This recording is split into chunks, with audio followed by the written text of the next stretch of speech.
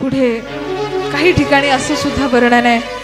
आता मात्र दशानन रामरायाला पडल्या जागेवरून हात जोडून सांगतोय, प्रभू हा मृत्यू मला मिळावा म्हणून मी एवढा अट्टहास केला देवा. जर आता सीतेला आणलं नसतं तर तुमच्या हातून मला मृत्यू मिळाला नसता. या एका देहांत काले तुम सामने हो, बंसी बजाते मुरली सुनाते, यही गीत गाते मैं तननाथ त्यागो, गोविंद दामोदर माधवी. इतना तो करना स्वामी जब प्राण तन से निकले. देवा एवढं हे दृश्य पाहण्यासाठीच मी एवढा सगळा प्रयत्न केला देवा. मृत्यू तुमच्या हातून मिळावा याच्यासाठीचा हा प्रयत्न. भगवान रामचंद्र लक्ष्मणाला त्या ठिकाणी पाठवतात. मधात लक्ष्मणजींना मूर्छा सुद्धा लागली होती. संजीवन गुटी आणल्या गेली होती हनुमंत लालाकडून. तिथे तुलसीदासजी असं वर्णन करतात की ज्यावेळेस लक्ष्मणजी मूर्छित झाले होते ना, आता खरं सांगायचं तर राम ज्यांच्या समोर आहे तो मूर्छित कसा बरा व्हावा, पण मूर्छित झाले आणि रामरायांनीच ही माया केली, ही लीला केली की माझा लक्ष्मण 14 वर्ष वनवासामध्ये झोपलेला नव्हता ना, आता या युद्ध काळामध्ये इथे याला जर मूर्छा आलेली आहे तर थोडा वेळा करता का होईना शांत झोपू द्यात याला, म्हणून झोपू दिलं होतं.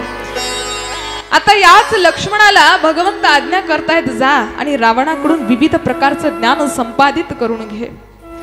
लक्ष्मणजी गेलेत त्या ठिकाणी. रावणाने विविध ज्ञान त्या ठिकाणी दिलं आणि मग रावणाने आता आपला प्राण भगवंताच्या स्वाधीन केला.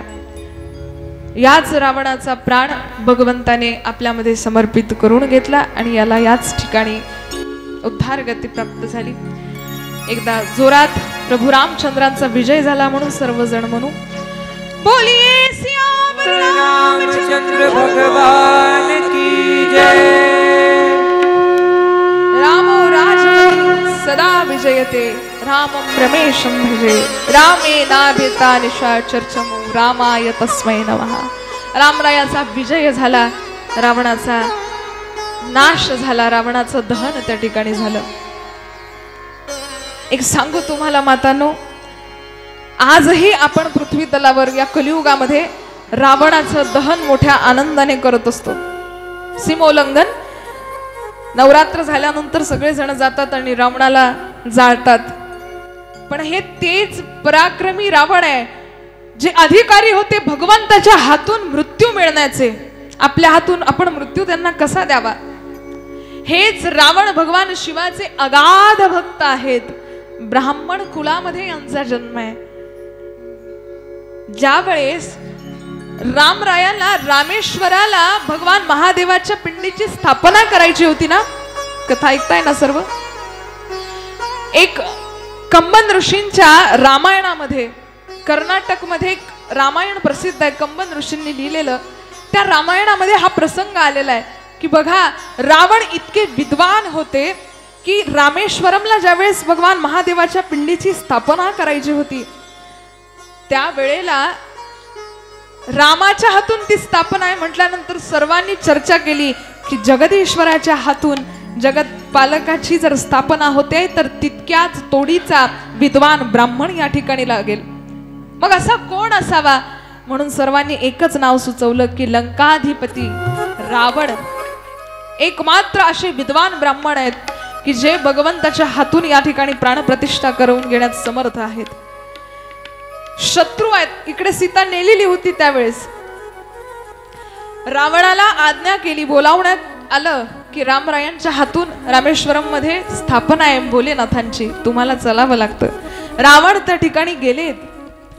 त्या ठिकाणी गेल्यानंतर आता पूजा विधीला सुरुवात झाली. दोघही जण शत्रू आहेत तरी सुद्धा रामराया समोर बसलेले आहेत. रावण म्हणतायत, जर तुमचा विवाह झालेला असेल तर सपत्नीकच तुम्ही पूजा करण्याचे अधिकारी आहात. तुम्हाला पत्नी आहे ना रामचंद्र? राम म्हणाले, हो. तुम्हीच तर नेली आहे ना ती. कोणी नेलेली होती? रावणाने. पत्नी आहे, तुम्हीच अपहरण केलेलं आहे. हे नाथ, या ठिकाणी माझ्या जगत पित्याची जर स्थापना होते तर सपत्नीक तुम्हाला पूजा करावी लागेल. प्रभू, माता सीतेला मी इथे आणतो, पूजा झाल्यानंतर पुन्हा नेईल. बघा, याला म्हणतात पुरुषार्थ आणि याला म्हणतात विद्वत्ता. रावण किती विद्वान आहेत, कसा व्यवहार करायचा हे ते जाणणारे आहेत. खूप आज्ञापूर्वक आणि आदरपूर्वक भाषेमध्ये रामप्रभूंना सांगतायत, मी माता सीतेला आणतो, पूजा झाल्यानंतर पुन्हा नेईल. इथेच माणसाची विद्वत्ता खरं तर समजून येते. आपल्याकडे भरपूर ज्ञान आहे म्हणून आपण विद्वान होत नाही मातांनो. स्वभावामध्ये तितका नम्रता असावा लागतो. देखिए, बड़ा कौन होता है, आपण म्हणतो ना खूप मोठा आहे, बड़ा आहे. बड़ा कौन होता है, कहते हैं बड़ा तो वही होता है जो अपने बाजू में बैठे छोटे को छोटा महसूस न होने दे, उसे बड़ा कहते हैं. आपल्या बाजूला जर कोणी लहान ग बसलाय ना, तर त्याला जाणीव सुद्धा नको व्हायला की तू लहान आहेस आणि मी मोठा आहे म्हणून. त्याला पुरुषार्थ म्हणावं, त्याला मोठेपण म्हणावं, त्याला बढपपण म्हणावं. रावण म्हणतायत मी तिला आणून देतो. माता सीतेला आदरपूर्वक त्या ठिकाणी आणल्या गेलं. रामराया आणि माता सीतेने भगवान भोलेनाथांच्या प्रतिमेची प्राणप्रतिष्ठा केली आणि पुन्हा द्रव्य दक्षिणा ब्राह्मण रावणाला दिली आणि मग पुन्हा माता सीतेला अशोक वाटिकेमध्ये नेऊन सोडण्यात आलं. हे कंबन ऋषींनी लिहिलेलं आहे. मी तुम्हाला पहिल्या दिवशीपासून सांगते की शतकोटी आहे रामायण. आता तुलसी रामायणामध्ये उत्तरकांडचा भाग दिलेला नाही आहे, कारण राम राज्य सुखद आहे याच्यामध्येच तुलसीदासांना आनंद आहे. वाल्मिकी रामायणामध्ये उत्तर प्रकरणामध्ये भरपूर दिलेला आहे. नंतर माता सीता वनगमन करते, लवकुशाचा जन्म होतो वगैरे वगैरे. तर बघा, असे हे रावण, आपण खरं तर त्यांना मारण्याचे अधिकारी नाहीत का? कारण मी नेहमी सांगत असते की माता सीता जिवंत मिळाली ही रामरायाची शक्ती होती. माता सीता जिवंत मिळाली ही रामरायाची शक्ती होती, पण माता सीता पवित्र मिळाली ही रावणाची मर्यादा होती. म्हणून रावण श्रेष्ठ आहे. सीता माता जवळ होती पण कधी स्पर्श केला नाही. अशा या रावणाचा वध झाला, भगवंत विजयी झालेत.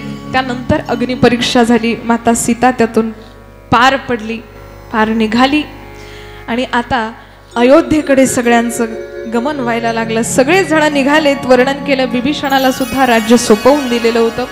लंकेचा राजा बिभीषणाला करण्यात आलं.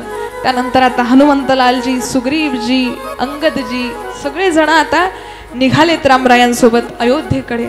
अयोध्येच्या आनंदाला पारावार नाही. भरतजींनी तर पण केलेला होता. एक दिवस मोजत होते, केव्हा 14 वर्ष पूर्ण होतात आणि केव्हा माझे राम घरी येतात. एक दिवस राहिलेला होता 14 वर्षाचा व्हायचा.